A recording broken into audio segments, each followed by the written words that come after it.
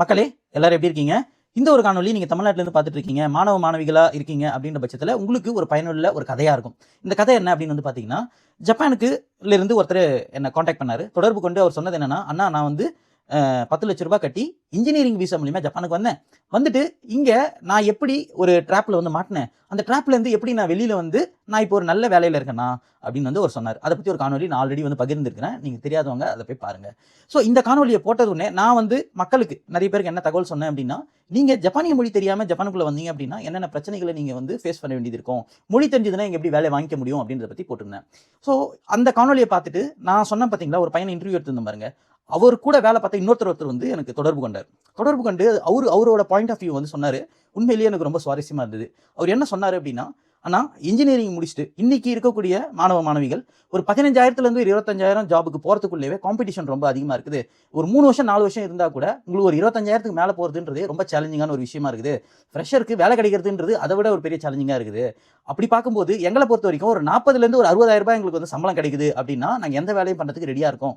அப்படி இருக்கிறவங்கள தான் ஃபோக்கஸ் பண்ணி இந்த ஒரு குரூப் ₹10,00,000 காசை வாங்கிக்கிட்டு ஜப்பானுக்கு அனுப்பி இங்க வந்து பாத்தீங்கன்னா தகுதியான ஒரு வேலை, அதாவது இன்ஜினியரிங் விசால வராங்க அப்படின்னா அது ஒயிட் கலர் ஜாப், ஓகேங்களா? எதனா போயிட்டு ஒரு டிசைன் பண்றதோ இல்ல எதனா ஒரு ப்ரொஃபஷனலால ஒரு இன்ஜினியரிங் வேலை பண்றது. ஆனா அது சம்பந்தமே இல்லாம இங்க கூட்டு வந்து எதனா ஒரு கம்பெனியில திரும்பி விட்டு அங்க வந்து ஸ்பேர் பார்ட்ஸை உடைச்சு எடுக்கிற மாதிரி, அங்க வந்து இன்ஸ்பெக்ஷன் பண்ற மாதிரி, இந்த மாதிரியான ப்ளூ காலர் ஜாப்ஸ், அதாவது ஒரு ஐடிஐ படிச்சிருக்காங்க, +2 முடிச்சிருக்காங்க அப்படின்றவங்க பண்ணக்கூடிய வேலையை பண்ண விட்டு ஹெவி ஒர்க் பண்ணி அது மூலியமா கூட பரவாயில்ல அப்படின்ற ஒரு எண்ணத்துல தானே நாங்களும் வரோம். ஏன்னா ₹25,000 ₹15,000 வாங்கிட்டு எங்களால ஒரு வீடு கூட வந்து கட்ட முடியாது.